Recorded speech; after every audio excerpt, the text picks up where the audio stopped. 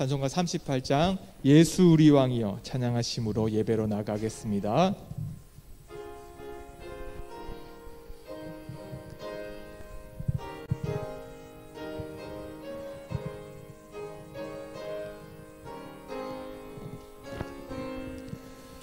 예수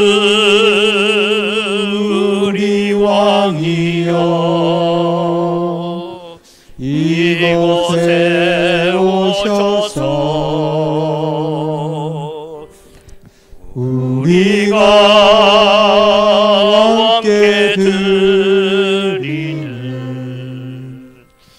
영광을 받아 주소서. 우리는 주님의 백성, 주님은 우리 왕이라.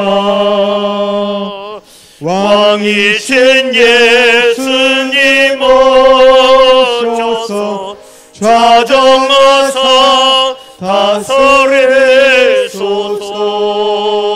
다스리소서. 예수 우리 주시여 이곳에 오셔서 우리가 주께 드리는 찬양을 받아 주소서. 우리는 주님의 종들, 주님은 우리 주시라. 주 대신 예수님 오셔서 예 찬양을 받아 주소서. 이 시간 우리 참회의 기도로 나아갑니다. 한 주간의 우리의 삶을 돌아보면서 우리는 주님 의지하지 못하고 세상의 여러 가지 두려움과 걱정과 염려에 우리가 사로잡혀 있었다면 하나님 오늘 또 우리는 전능하신 하나님을 바라보며 하나님 앞에 나오기를 원합니다. 오늘 또 우리를 치유하시고 우리를 위로하시는 하나님을 만나고 그 하나님 때문에 담대하게 세상을 살게 하시고 오늘부터 시작되어진 이미 연휴가 시작되었습니다.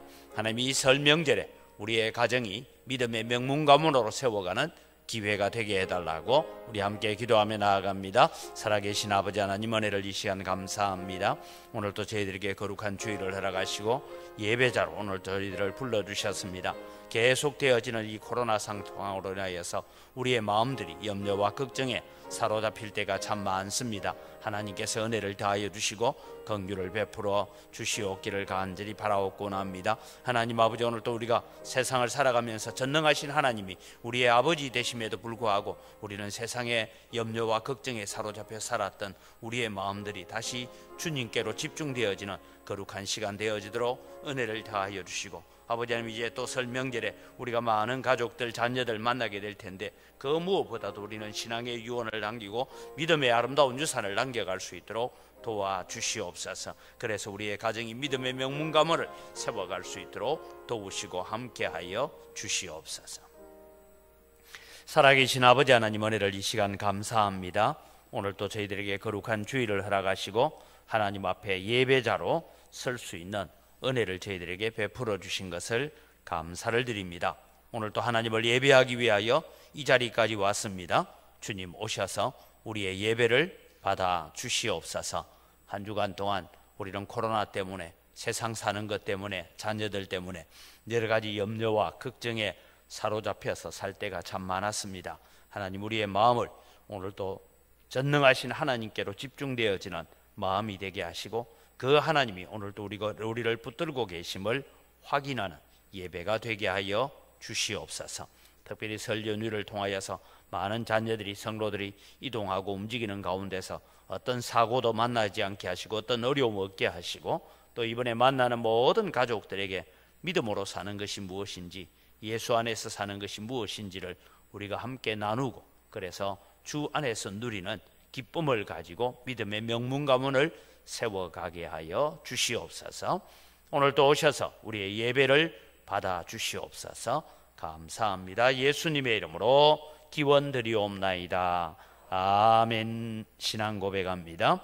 나는 전능하신 아버지 하나님, 천지의 창조주를 믿습니다. 나는 그의 유일하신 아들 우리 주 예수 그리스도를 믿습니다.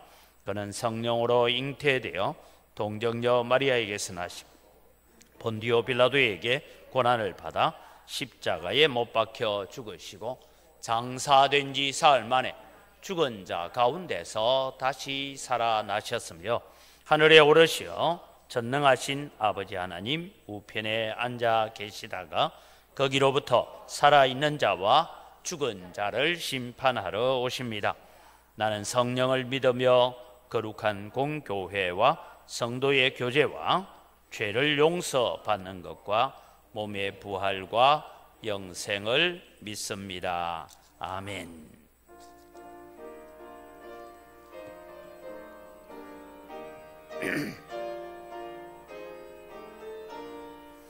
하나님의 거센 사랑 하늘에서 내리사 우리 맘에 항상 계셔 온전하게 하소서.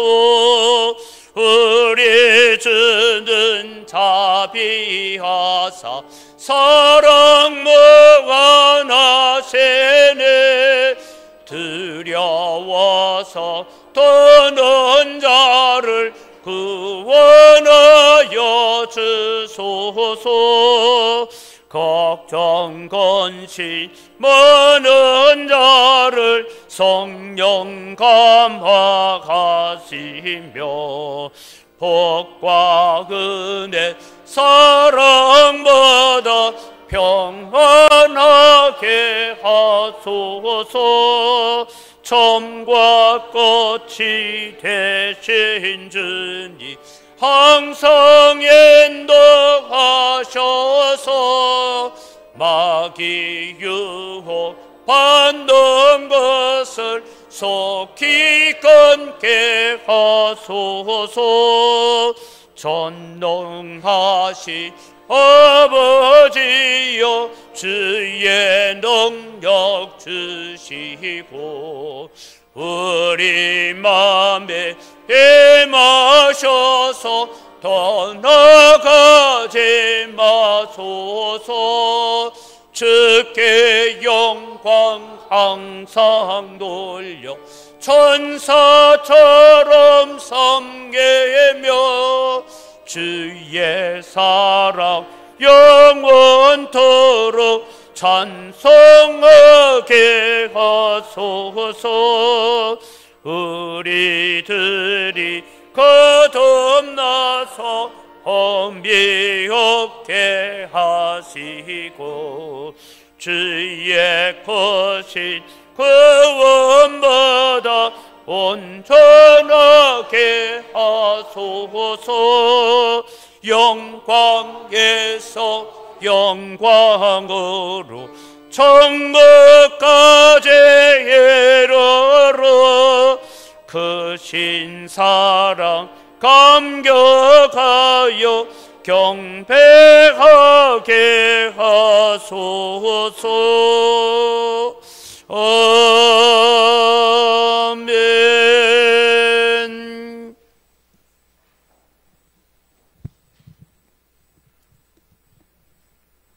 기도하겠습니다.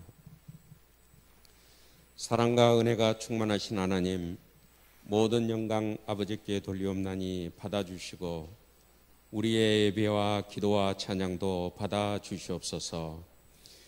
교회의 성령의 불길이 임하게 하시고 우리 성도들은 언제나 하나님 안에 거하는 참 성도들로 변화되게 하옵소서.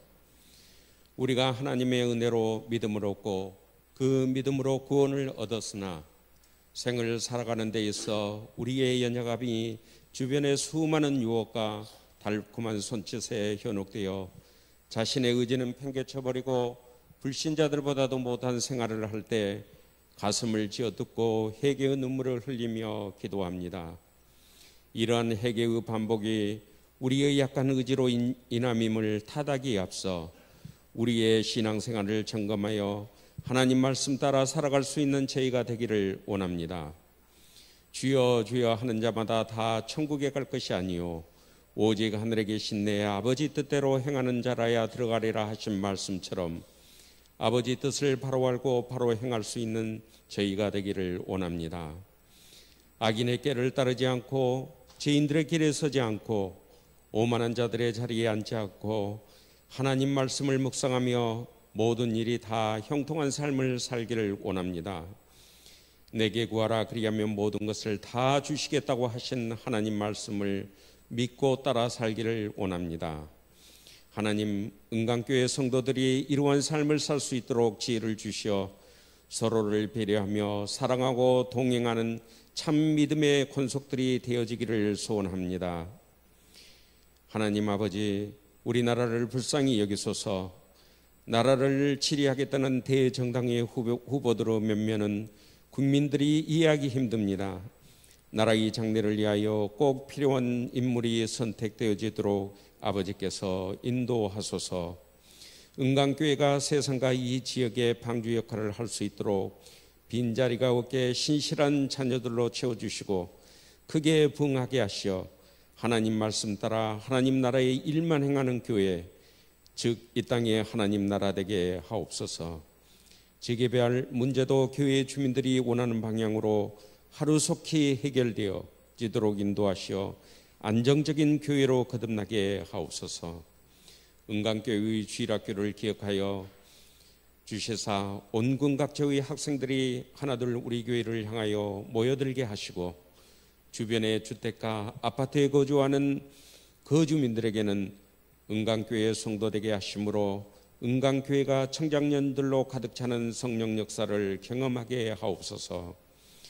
우리 교회에 연로하신 성도님들 건강 살펴주시고 육체적으로 힘들지 않게 보호 인도하심으로 육신의 힘이 다하는 날까지 하나님 전에 건강한 모습으로 나와 교회라는 하나님 나라에서 참 소망과 희망과 사랑과 기쁨과 은혜와 감사함을 배우고 느끼고 이것들을 공유하여 지체들과 나누게 하심으로 하나님 나라가 교회 안에 있음을 깨닫게 하시옵소서.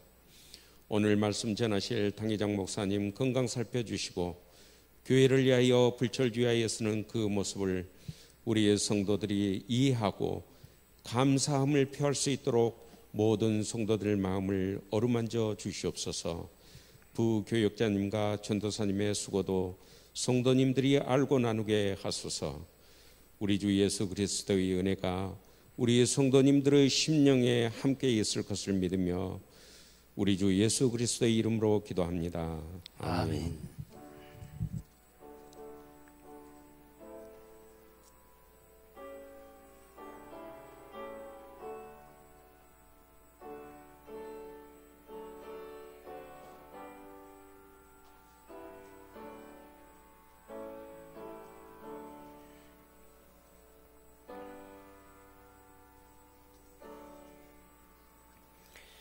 예, 오늘 우리에게 주신 하나님 말씀입니다. 창세기 42장 1절에서 25절까지 말씀입니다.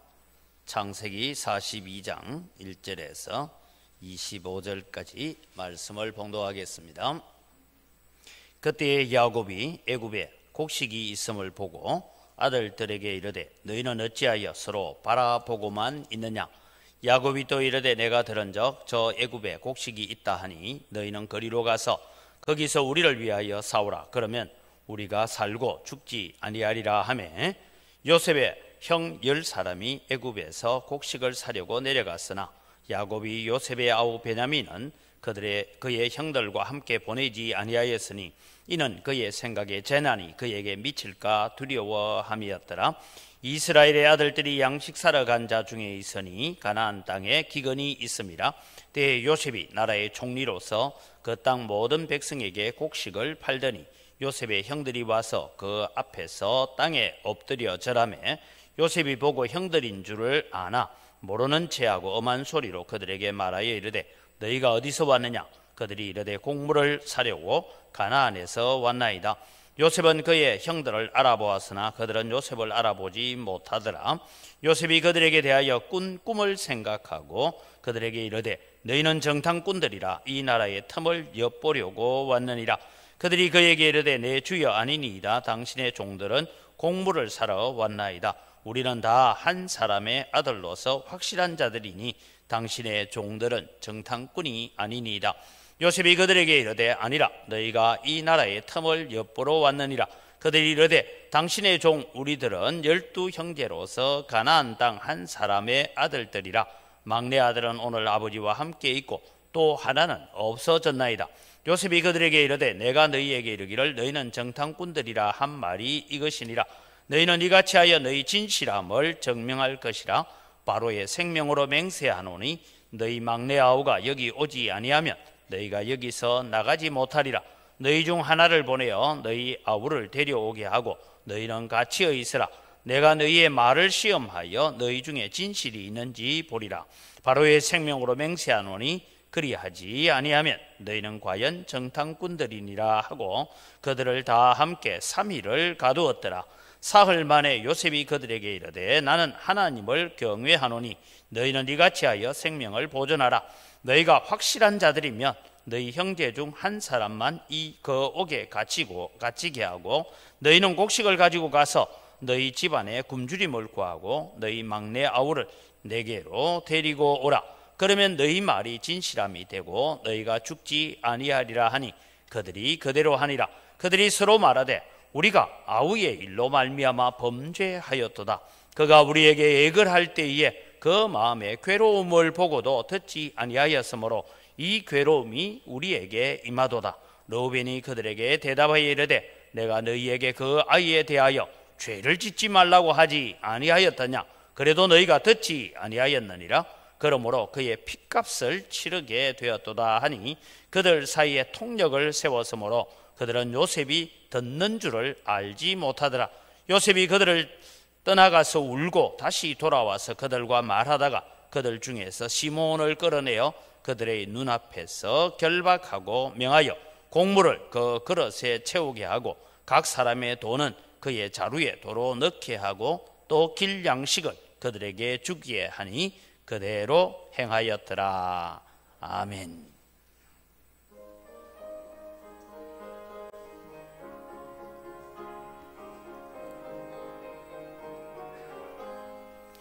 주가 맡긴 모든 역사의 힘을 다해 마치고 밝고 밝은 그 아침을 맞을 때 요단강을 건너가서 주의 손을 붙잡고 기쁨으로 주의 얼굴 배우리.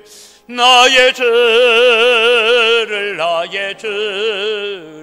내가 그의 곁에 서서 배우며 나의 주를 손에 못 잡 그걸 보아 알겠네. 하늘나라 올라가서 주님 앞에 절하고 온유하신 그 얼굴을 배울 때 있을 것을 예비하신 거신 사랑 고마워 나의 주께 기쁜 찬송 드리리. 나의 주를 내가 그의 곁에 서서 배우며 나의 주를 손에 못 잡 그걸 보아 알겠네. 이 세상을 일찍 떠난 사랑하는 성도들 나를 맞을 준비하고 있겠네. 저희들과 한 소리로 찬송 부르기 전에 먼저 사랑하는 주를 배우리. 나의 주를 내가 그의 곁에 서서 배우며 나의 주를 손에 못 잡 그걸 보아 알겠네. 영화로운 시온 성에 들어가서 다닐 때 흰 옷 입고 황금깨를 날리며 검검은 거 맞추어서 새 노래를 부를 때 세상 고생 모두 잊어버리리. 나의 주를 내가 그의 곁에 서서 배우며 나의 주를 손에 못 차 그걸 보아 알겠네. 우리의 찬양을 받으시는 아버지 하나님, 오늘도 우리가 이 세상을 사는 동안에 주님께서 우리에게 맡기신 사역들, 주님께서 우리에게 맡긴 사명을 잘 감당하다가 주님 앞에 설 수 있는 저희들 되게 하여 주시옵소서. 이 시간도 저희들이 또 하나님의 말씀을 듣기를 원합니다. 부족한 종에게 주신 은혜를 함께 나눌 때에 온 성도들이 동일한 은혜, 동일한 축복에 이르게 하여 주시옵소서. 감사합니다. 예수님 이름으로 기도드립니다. 아멘. 오늘 예배로 나오신 우리 성도들에게 하나님의 사랑과 은혜가 넘치기를 주님의 이름으로 축복합니다.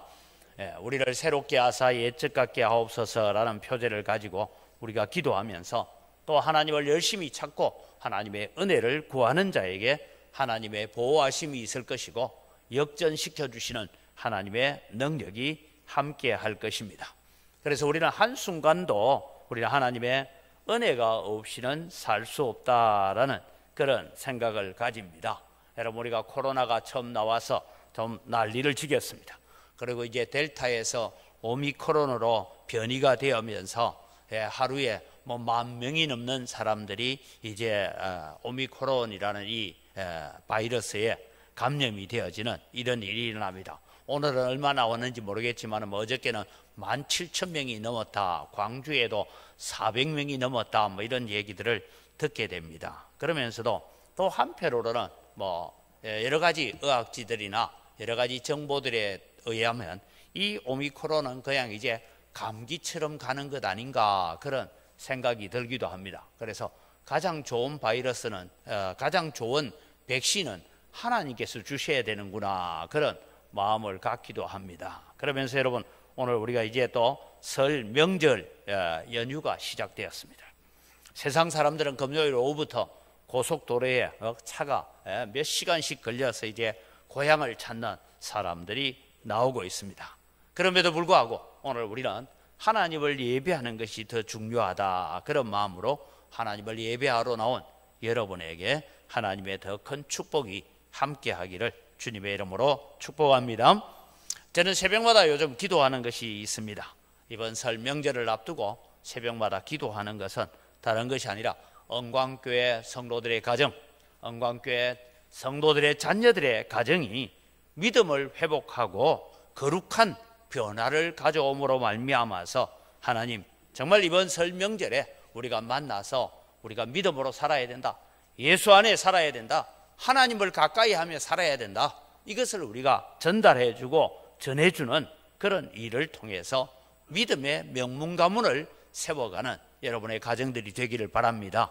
그래서 우리의 자녀들까지도 믿음의 아름다운 가정들로 세워져 가기를 기도하면서 간구하는 여러분 되기를 바랍니다.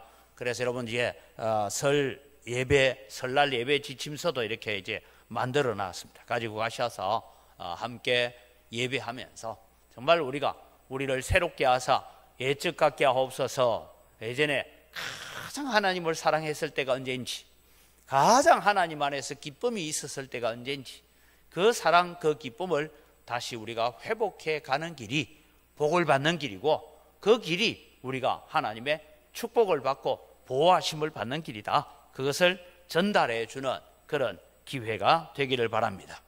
지난주에는 우리를 회복시키시는 하나님을 신뢰합시다 라는, 요셉을 회복시키시고 요셉의 마음에 있는 무거운 짐들을 다 치유하셔서 어루만져 주시는 하나님을 보았습니다.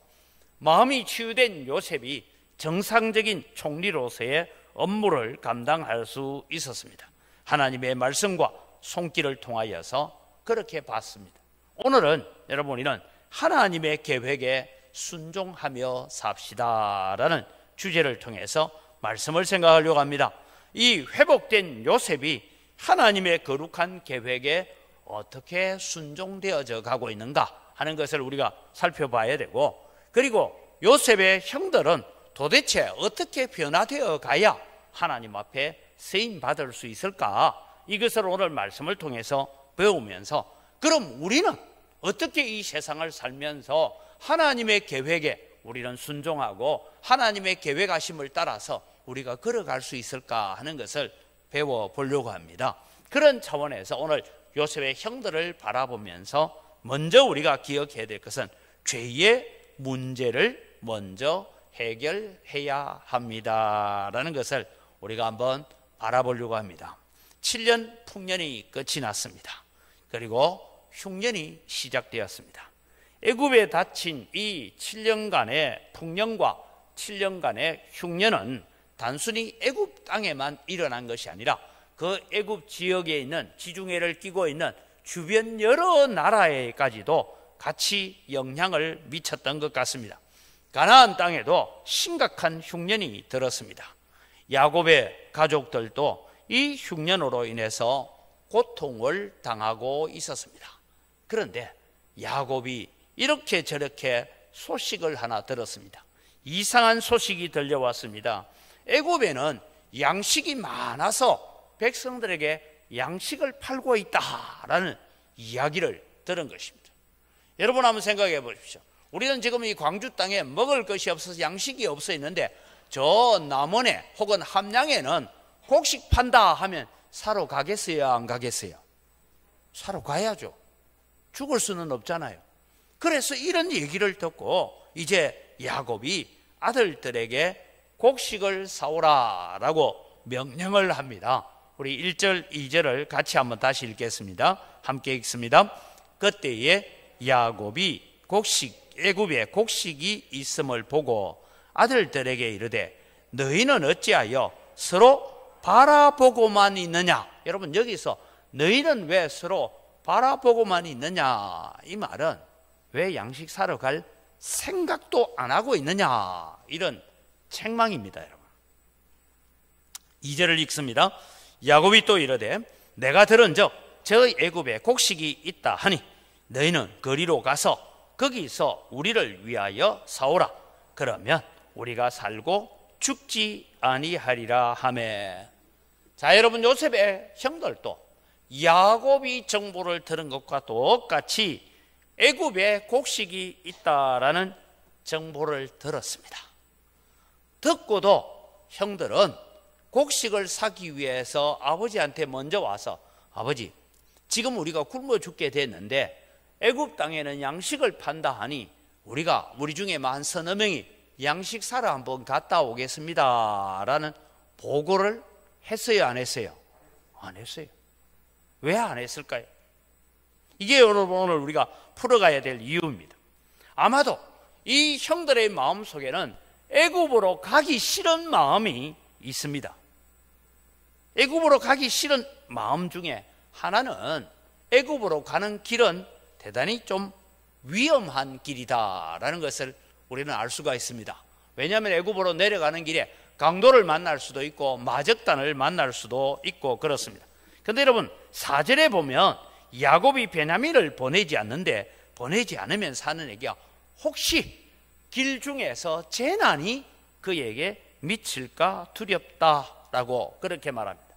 그런데 여러분, 실제로 이 가나안 땅에서 애굽 땅으로 내려가는 그 길에는 무슨 일이 있느냐 하면 불뱀이라는, 방울뱀 같은 그런 뱀들이 많이 출몰하는 지역입니다. 이사야서 30장 6절에서 7절에 보면 이렇게 말씀합니다. 이것은 아하스 왕 시절에 있었던 일인데요, 아하스가 국가적인 위기를 극복하기 위해서 애굽에다가 사신을 보내는데 무슨 얘기를 하고 있느냐 하면 같이 한번 읽어가겠습니다. 네겝 짐승들에 관한 경고라. 사신들이 그들의 재물을 어린 나귀 등에 싣고 그들의 보물을 낙타 안장에 얹고 암사자와 수사자와 독사와 및 날아다니는 불뱀이 나오는 위험하고 공고한 땅을 지나 자기에게 무익한 민족에게로 갔으나 애굽의 도움은 헛되고 무익하니라. 그러므로 내가 애굽을 가만히 앉은 라합이라 일컬었느니라. 애굽 땅으로 가는 그 길에는 불뱀도 나오고 여러 가지 위험하다는 것이죠. 아마 이 두려움 때문에 굶어 죽을 각오를 했을까라고 보지는 않습니다. 그럼 왜 안 갔느냐 하면, 두 번째 여러분 생각은 애굽 하면 그들에게 떠오르는 트라우마라고 말하죠. 우리가 사고 정후군 얘기하듯이 이 형제들에게는 애굽에는 하나의 트라우마가 있습니다. 지금까지 봤을 때에 꼭 20년 전에 동생을 애굽으로 팔았습니다. 그래서 서로 암묵적인 계약을 맺었습니다. 이제 우리 입에서는 혹시 죄가 말하다 보면 잘못하면 나올 수 있으니까 우리 입에서는 애굽이라는 애자도 꺼내지 마라. 그런 얘기.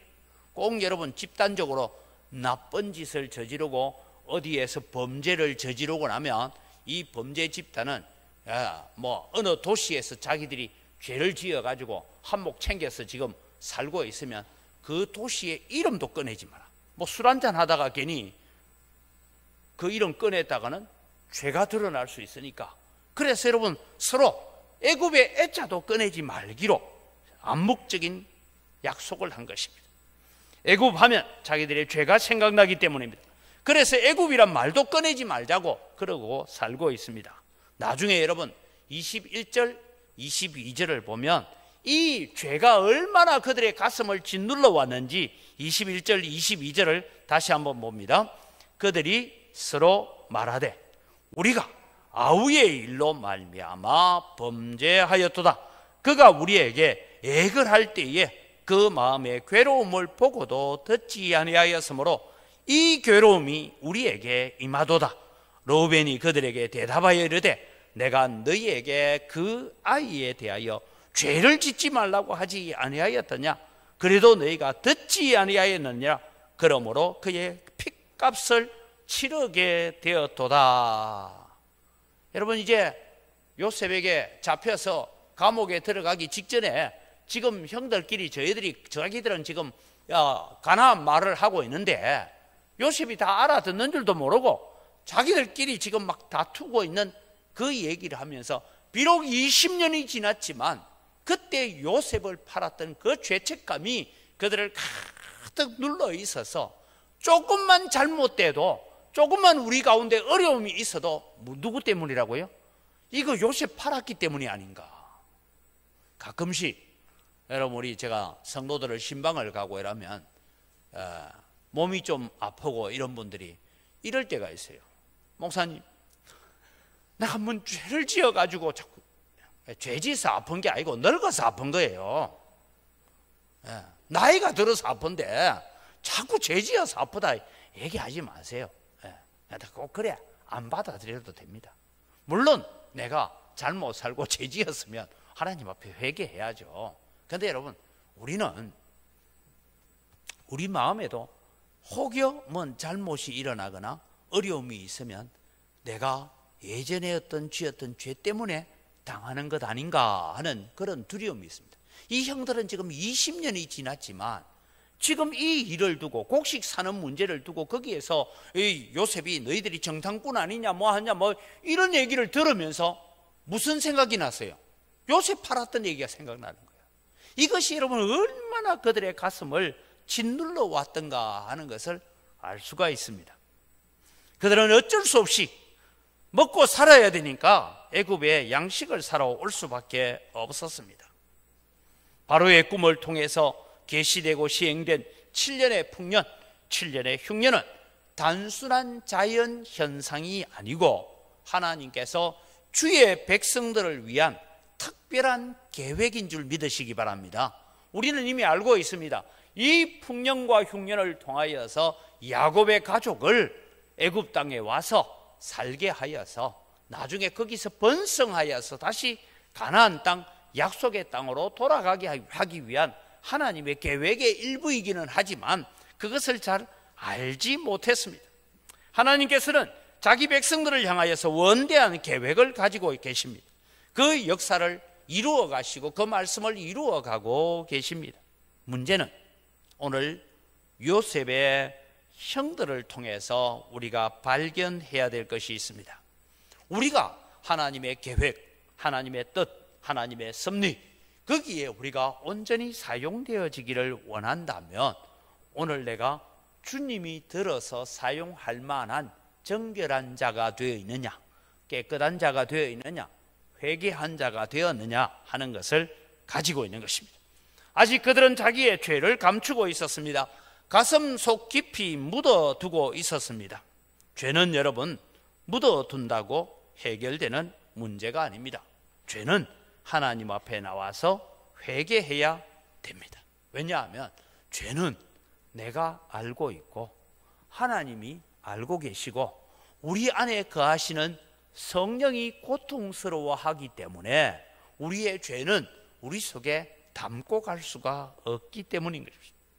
그래서 여러분, 모든 죄는 사람에게 짓는 죄가 아니라 모든 죄는 하나님께 짓는 죄입니다. 우리는 때로는 사람에게만 죄를 지었다라고 생각하지만 모든 죄는 하나님께 짓는 것입니다. 죄는 요셉의 형들의 마음 깊숙한 곳에 두려움과 무거운 짐으로 남아 있었다라는 것을 알 수가 있습니다. 이 죄의 문제를 해결하지 않으면 오늘 우리는 아무리 우리를 새롭게 하사 옛적 같게 하옵소서라고 기도해도 안 됩니다. 그래서 여러분, 우리를 주께로 돌이키소서, 우리가 주께로 돌아가겠사오니, 이 말은 회개하겠습니다, 주님의 마음에 합한 자로 돌아가겠습니다 라는 고백을 가지는 것입니다. 여러분, 그래서 오늘 저는 두 가지를 생각합니다. 죄를 해결하는 방법, 죄를 해결하는 방법에는 이중적인 조치를 취해야 됩니다. 첫 번째는 먼저 하나님 앞에 나아가서 회개하고 하나님으로부터 용서를 받는 것입니다. 두 번째는 죄를 지은 그 당사자, 그 사람에게 찾아가서 죄값을 갚는 것입니다.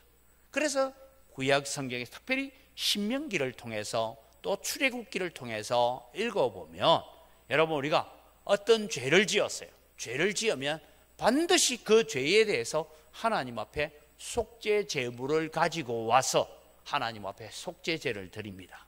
그리고 양을 훔쳤으면 4마리를 갚아야 되고 소를 훔쳤으면 5마리를 갚고 하는 이런 얘기가 성경에 이중적인 조치를 취해야 된다라고 말씀하고 있습니다. 애굽으로 가기를 주저했던 요셉의 형들을 통하여서 오늘 우리가 배워야 될 것이 하나 있다면 우리는 하나님의 계획, 하나님이 오늘 또 나를 하나님의 도구로, 성령의 도구로, 하나님의 교회의 도구로 나를 쓰시기를 원하시고 계십니다. 그렇다면 오늘 우리를 주께로 돌이키소서, 내가 주께로 돌아가겠습니다 라는, 날마다 우리가 교회에 와서 예배를 시작할 때마다 참회의 기도를 드리는 것은 한 주간 동안 내 삶을 되돌아보면서 하나님 앞에 바르지 못하고 하나님 앞에 옳지 못했던 모습들을 내려놓고 예수 그리스도의 보혈로 씻겨지는 역사가 일어나기를 주님의 이름으로 축복합니다. 우리가 여전히 죄책감에 사로잡혀 있다면, 죄의 두려움에 사로잡혀 있다면 우리는 그 죄의 굴레를, 사슬을 끊어버리고 벗어버려야 합니다. 그런 차원에서 아직도 요셉의 형들이 가야 할 길은 먼 길이 남아있다라는 것입니다. 그런데 여러분, 오늘 우리는 이 요셉의 형들, 동생을 죽이려고 했고 요셉을 팔아버렸던 이 형들을 하나님께서 하나하나 바꾸어 가실 것입니다.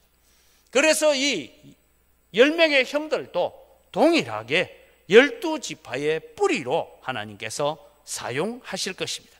그러나 하나님께서 이 일을 사용해 가기 위해서 이 사람들의 마음속 깊숙이 있는 죄의 문제를 하나씩 하나씩 해결해 가면서 하나님께서 사용하시기를 원하신다라는 것입니다.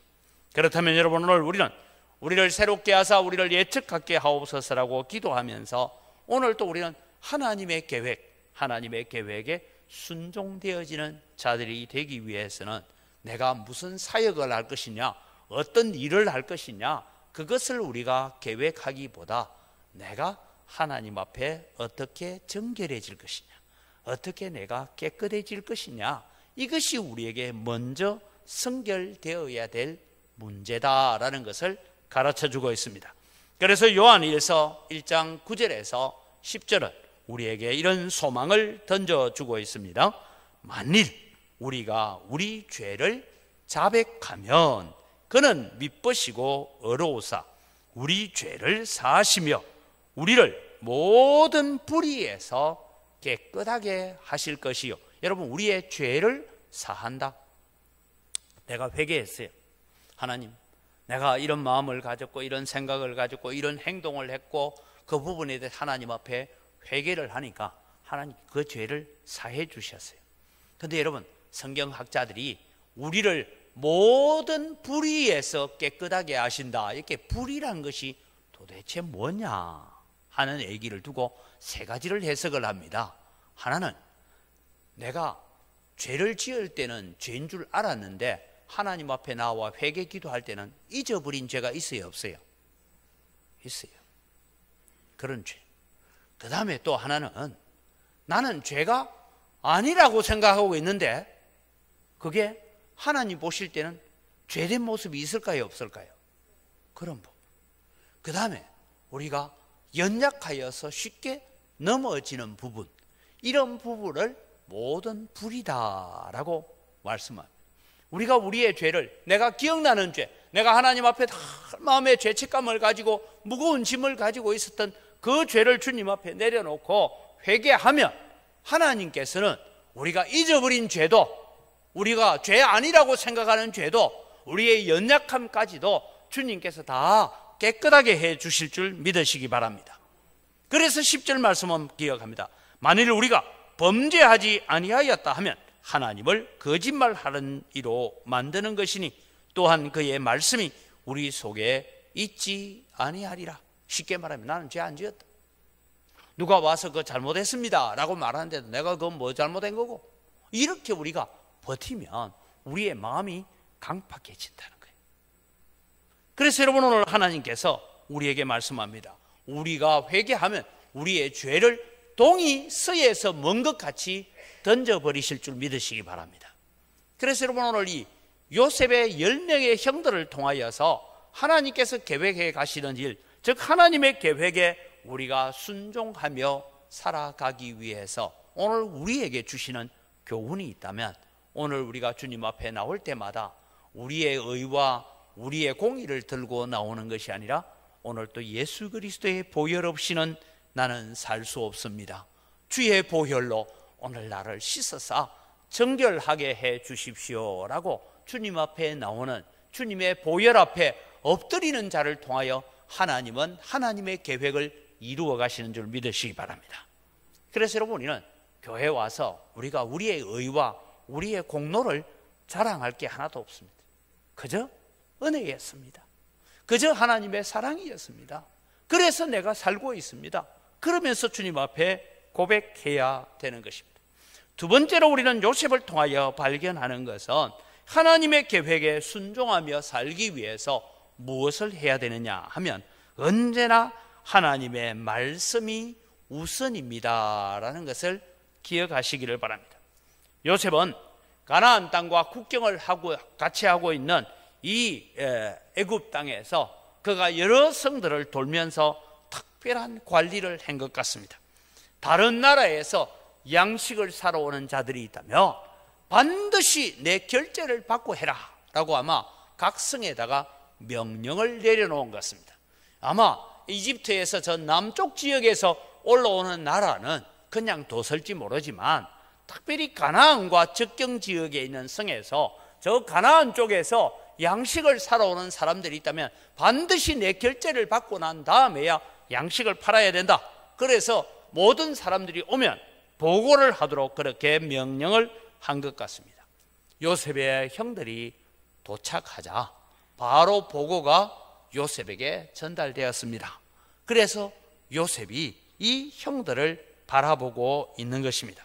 양식을 사기 위해서 애굽에 온 형들은 종으로 팔아버렸던 이 요셉이 지금 총리가 되어 있을 줄은 꿈에도 생각하지 못했을 것입니다. 그래서 지금 여러분 그림처럼 요셉이 저렇게 옷을 저래 입고 있으니까 자기 동생인 줄 어떻게 알겠어요? 그래서 형들이 지금 땅에 엎드려서 절을 합니다. 요셉이 꾼 꿈의 20년 만에 성취되어져 갑니다. 이런데 요셉이 지금 이 형들을 정탐이라고 몰아붙이면서 3일 동안 옥에 가둡니다. 물론 지난날의 잘못을 보복하는 듯이 볼 수가 있지만 3일 동안 옥에 가두는 일을 통하여 이 형들을 시험하고 있는 것입니다. 테스트하고 있는 것입니다. 왜요? 과연 지난 20년 동안 우리 형들이 하나님 앞에서 어떻게 잘 살고 있을까? 하나님의 말씀에 어떻게 살고 있을까? 지난날의 잘못, 지난날의 죄를 회개하고 바르게 살고 있을까? 그것을 바라보고 있는 것입니다. 요셉의 마음에 20년 만에 보는 형들입니다. 여러분 얼마나 원망도 했습니까? 또 여러분 아버지는 살아계신지, 내 동생 베냐민은 어떻게 살고 있는지, 내가 살아있을 때도 형들로부터 내가 구박을 받고 어머니가 먼저 돌아가심으로 또 내 동생까지도 구박을 받고 살았는데 어떻게 살고 있는지, 여러분 20년 만에 만났는데 온갖 회한과 온갖 생각이 주마등처럼 흘러갈 것입니다. 형들에게 복수하고 싶은 마음, 한편으로는 얼싸안고 울고 싶은 마음, 온갖 복잡한 마음이 요셉을 지배했지만 요셉은 이 모든 문제를 절제하고 있습니다. 중요한 것은 형들의 상태를 점검해 보기 위해서입니다. 이 결정적인 순간에 요셉이 무엇을 생각했습니까? 요셉은 하나님의 말씀을 생각했습니다. 9절을 우리가 같이 읽겠습니다. 9절에 보니까 요셉이 그들에게 대하여 꾼 꿈을 생각하고 그들에게 이르되 너희는 정탐꾼들이라 이 나라의 틈을 엿보러 왔느니라. 그렇게 신문을 하니까 이 형들이 더 엎드려서 땅에 엎드려 아닙니다, 아닙니다 라고 말하고 있는 것입니다. 자, 요셉이 꾼 꿈이 무엇입니까? 요셉은 이상한 꿈을 꾸었습니다. 요셉이 꾼 꿈은, 요셉은 원래 양치는 목동들이지 농사를 짓는 사람들이 아닙니다. 그런데 여러분 농사를 짓는데 요셉의 곡식단은 버떡 일어서고 주변에 있는 이 11 곡식단이 자기를 향하여서 절을 하고 있는 이 꿈을 꿨다는 거예요. 자, 여러분 그렇게 볼 때에 오늘 지금 양식을 사러 왔다, 곡식을 사러 온 형제들이 요셉에게 무릎 꿇고 절하고 있는 것을 보면 이 곡식단이 세워져 있는 것이 바로 하나님의 말씀을 통하여 깨달은 것입니다. 이 꿈이 하나님의 말씀입니다. 요셉은 자신이 꾼 꿈을 생각했다는 것은 하나님의 말씀을 생각했다는 것입니다. 요셉은 하나님의 말씀이 성취되기까지는 보디발의 집에서 종으로 살았습니다. 감옥에서 죄수로 살았습니다. 이런 삶을 살면서 그 고통 가운데서 그는 하나님의 말씀이 그를 연단했다라는 것을 기억한 것입니다. 이미 우리가 살펴봤습니다마는 시편 105편 17절에서 19절을 우리가 다시 한번 우리가 이해를 위해서 읽어갑니다. 그가 한 사람을 앞서 보내셨으며 요셉이 종으로 팔렸도다. 그의 발은 착고를 차고 그의 몸, 그의 혼은 쇠사슬에 매였으니 곧 여호와의 말씀이 응할 때까지라. 그의 말씀이 그를 단련하였도다. 요셉은 감정에 치우치지 않았습니다. 요셉은 하나님의 계획을 생각했습니다. 하나님의 말씀을 믿었습니다. 하나님의 말씀, 하나님의 계획이 이루어지기까지 그는 많은 준비가 필요했습니다. 지난 시절에 원한과 원망과 고통이 생각나지 않은 것은 아닙니다. 그러나 그 고통과 원망 속에 주저앉아 있을 수가 없었던 것입니다. 그래서 요셉이 붙들고 있는 하나님의 말씀이 뭐냐? 요셉이 붙들고 있는 하나님의 말씀, 그것을 우리가 같이 한번 읽어가겠습니다. 요셉을 붙들고 있는 하나님의 말씀입니다. 나를 이곳에 보내신 하나님은 형들에게 보복하라고 보내신 것이 아니다. 그들을 구원하고 살리라고 보내신 것이다.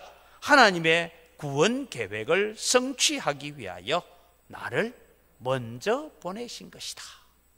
이것이 요셉은 꿈을 통하여서, 종살이를 통하여서, 죄수의 생활을 통하여서 총리가 되고 난 다음에도 잊지 않고 기억하고 있었던 말씀인 것입니다.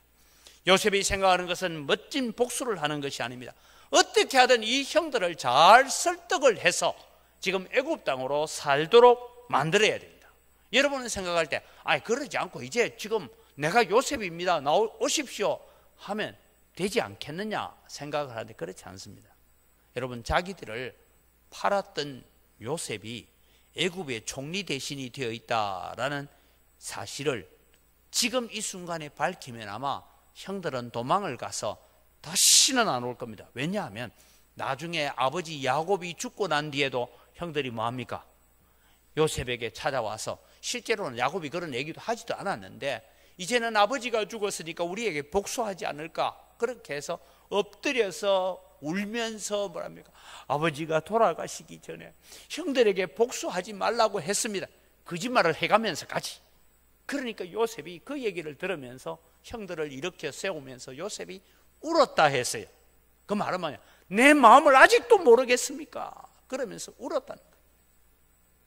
요셉이 생각한 하나님의 계획은 두 가지입니다. 오늘 이 말씀을 통하여서 우리가 하나님의 계획에 순종해가는 삶은 두 가지입니다. 하나는 형들의 믿음이 성숙해지는 것입니다. 오늘 동일하게 우리의 믿음이 성숙해지는 것입니다. 우리가 이대로 애굽 땅에 오면 안 됩니다. 우리의 믿음이 더 성숙해지고 하나님의 계획에 우리가 순종하려면 믿음이 더 자라가는 자가 되어야 된다는 것입니다. 그래서 여러분, 디모데에게 감독의 직분을 맡길 자를 선택하는 일에 대해서 하면서도 바울 사도는 디모데에게 이런 말합니다. 새로 입교한 자도 말지니 교만하여져서 마귀를 정죄하는 그 정죄에 빠질까 함이요. 그러니까 그 사람이 얼마나 믿음이 잘 성숙했는지를 돌아보고, 그래서 그런 사람들을 세워가야 된다는 것입니다. 다시 말씀드립니다.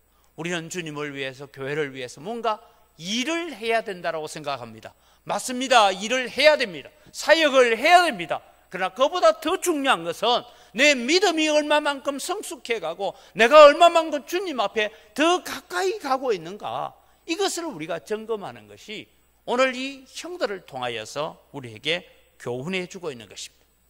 두 번째는 요셉이 생각하는 하나님의 계획은 아브라함에게 약속하신 말씀을 이루는 것입니다. 내 후손이 이방에 객이 되어서 400년 동안 이방 나라를 섬기다가 4대 만에 이곳으로 돌아오게 하리라. 어떤 방법으로 할지는 몰랐습니다. 요셉도 몰랐고 아브라함도 몰랐고 이삭도 몰랐고 야곱도 몰랐어요. 그런데 요셉이 고난을 겪으면서 보니까 7년의 풍년, 7년의 흉년, 이 얘기를 들으면서 이것이 하나님의 계획이구나, 이것이 하나님의 뜻이구나. 그래서 우리의 가족들이 애굽 땅에 내려왔다가 이방의 객이 되었다가 다시 돌아가야 되는구나. 그래서 하나님이 나를 먼저 보내셨구나. 내가 애굽의 총리가 된 것도 바로 이 하나님의 계획, 아브라함에게 주셨던 언약을 이루어가기 위한 방법이었구나. 그것을 깨닫게 되면서 자신의 모든 감정과 자신의 모든 원망과 원한까지 다 절제하여서 하나님 앞에 순종하는 자로 섰던 것입니다. 사랑하는 성도 여러분, 오늘 우리는 신앙생활을 하면서 감정에 치우친 신앙생활을 하지 말아야 됩니다. 철저하게 우리는 주님께서 약속하신 말씀을 붙들고 오늘도 십자가의 보혈로 날마다 씻겨지고 깨어지고 부수어져서 내 속에 예수 그리스도의 형상을 이루기까지 우리는 애써야 합니다. 그러면서 우리는 사역을 해야 됩니다. 어떤 일을 해야 됩니까? 다시 오마 약속하신 주님이 오늘 또 우리에게 마지막 남겨놓고 가신 부탁, 모든 족속, 모든 민족으로 복음을 듣게 하라는 그 말씀을 오늘 우리는 성취하는 일에 순종하면서 걸어가야 됩니다. 이번 설 명절에 우리가 사랑하는 자녀들을 만나고 또 우리 자녀들이 만나면 기쁘고 하지만 그 가운데 우리는 기억해야 됩니다. 우리가 믿음을 더 성숙시켜가자. 우리의 신앙이 좀 더 자라가도록 하자. 그러면서 우리는 하나님의 계획이 있단다.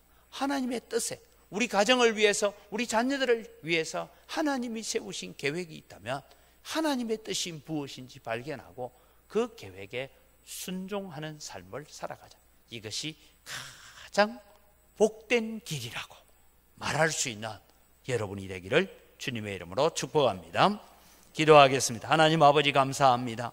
요셉은 20년 만에 형들을 만나면서 온갖 생각이 복잡하게 그의 마음을 지배하고 있지만 그는 오로지 하나님의 뜻을 이루고 하나님의 계획을 이루는 일에만 그의 마음과 생각을 집중했던 것처럼 오늘도 우리가 하나님의 계획에 순종하며 살게 하여 주시옵소서. 우리가 하나님의 사역들을 우리가 감당하기 하면서 동일하게 날마다 우리 자신을 쳐서 예수 그리스도의 형상을 이루기까지 오늘도 우리의 믿음이, 우리의 신앙이 더욱더 성숙해져가는 믿음의 자리에 세워지는 저희들 되게 하여 주시옵소서. 감사합니다. 예수님 이름으로 기도드립니다. 아멘.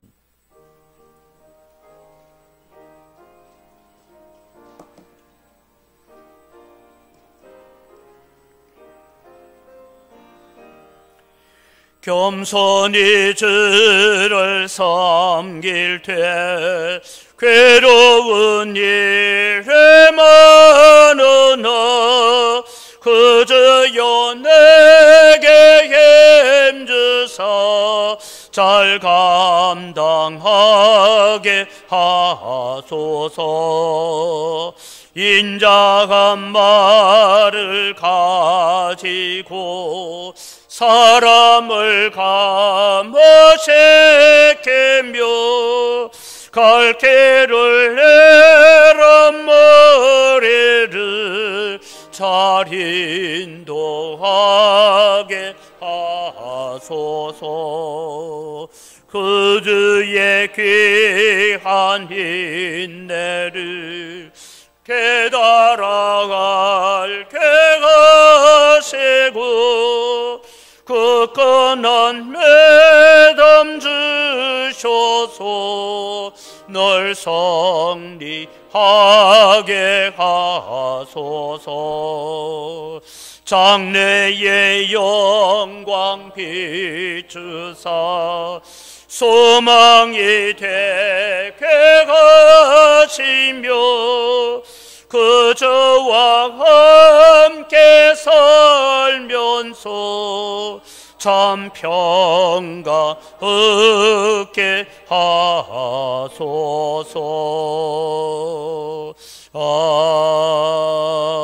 아멘. 하나님 아버지, 모든 것이 다 주의 손으로부터 왔습니다. 주님의 손으로부터 받은 것 가지고 주님께 돌려드립니다.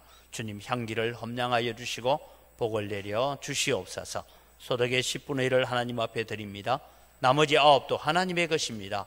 하나님의 것을 감사함으로 사용하겠습니다 라는 청지기의 마음을 가지고 11조를 드리오니 하나님 약속하신 대로 복을 주시되 우리 성도들이 거래처들에게 축복의 통로가 되어지는 하나님의 복의 도구로 쓰임받게 하여 주시옵소서. 여러 가지 감사의 제목을 따라 예물을 드리는 우리의 예물을 받으시고 하나님께 더 풍성한 감사가 넘쳐나게 하여 주시옵소서. 우리가 다 빚진 자들입니다. 빚을 갚는 마음으로 해외 선교를 위해서, 국내 선교를 위해서, 다음 세대를 위해서, 또 건축을 위해서 예물을 드립니다. 하나님께서 받아주시고 약속대로 100배나 넘치는 은혜로 갚아 주시옵소서. 아버지 하나님, 오늘 또 주님 저희들이 주일헌금을 드리고 여러 가지 제목을 따라 드리는 예물을 받아 험량하시고 이 예물을 관리하는 우리 재정부와 각 선교위원회 위에 주님께서 지혜와 은혜를 덧입혀 주시옵소서. 이 고난의 시기에, 어려움의 시기에 하나님께서 돌보시는 성도들의 기업들이 되게 하여 주시옵소서. 감사합니다. 예수님 이름으로 기도드립니다. 아멘. 우리 주 예수 그리스도의 은혜와 하나님 아버지의 무한하신 사랑과 성령님의 교통하심과 위로 충만하심의 역사가 오늘도 우리가 어떤 형편 어떤 환경에서도 오직 하나님의 계획에 순종하는 삶을 통하여 하나님의 영광을 드러내고 하나님의 뜻을 이루어 드리기를 소원하는 주의 사랑하는 백성들 머리 위에 이들의 가정과 자녀들과 경영하는 모든 생업 위에 이제로부터 영원토록 항상 함께 있을지어다. 아멘.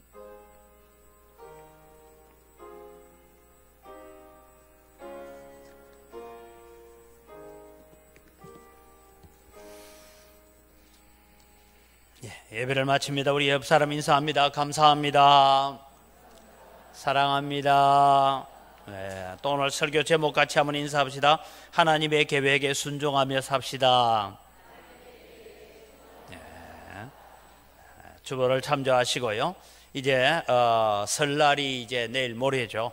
우리 설 명절 아침에 온 가족들이 다른 집은 제사 지낸다고 분주할 때 우리 성도들의 가정은 예배할 수 있도록 예배 지침서를 준비를 해뒀습니다. 설교 내용은 우리 교회 표제를 가지고 해두었기 때문에 여러분 잘 이해해서 그대로 읽어가면 됩니다. 그래서 함께 예배를 통하여 믿음의 명문가문을 세워가기를 바랍니다. 내일부터 설 연주가 시작되어서 새벽기도는 개인적으로 나와서 자유롭게 새벽기도를 해주시기를 바랍니다. 고신총회 설립 70주년 기념해서 70일 특별 새벽기도를 하고 있는데 저희 교회는 시작하는 주간, 마치는 주간을 그렇게 특별 새벽기도를 하려고 합니다. 2월 7일부터 4월 17일까지인데 특별히 2월 7일부터 12일 주간에는 우리 담당 기관들, 특별히 교회 중직자들을 위한 특별 새벽기도입니다.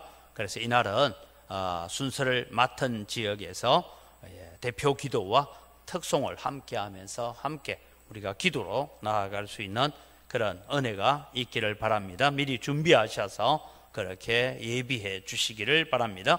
성경 필사하신 분들 또 우리 기부금 영수증 필요하신 분들은 미리 또 제출하시고 신청을 해 주시기를 바랍니다. 우리 자리에 일어나셔서 함께 우리가 하나님의 계획에 순종하는 삶을 위해서 축복합니다.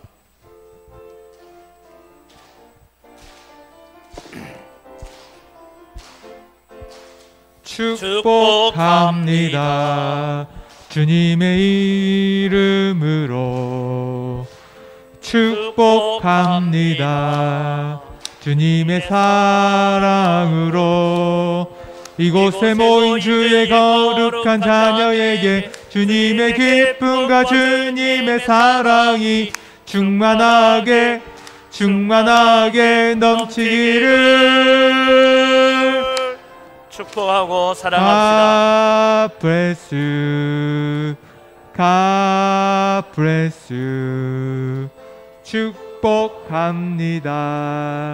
주님의 사랑으로 축복하고 사랑합니다.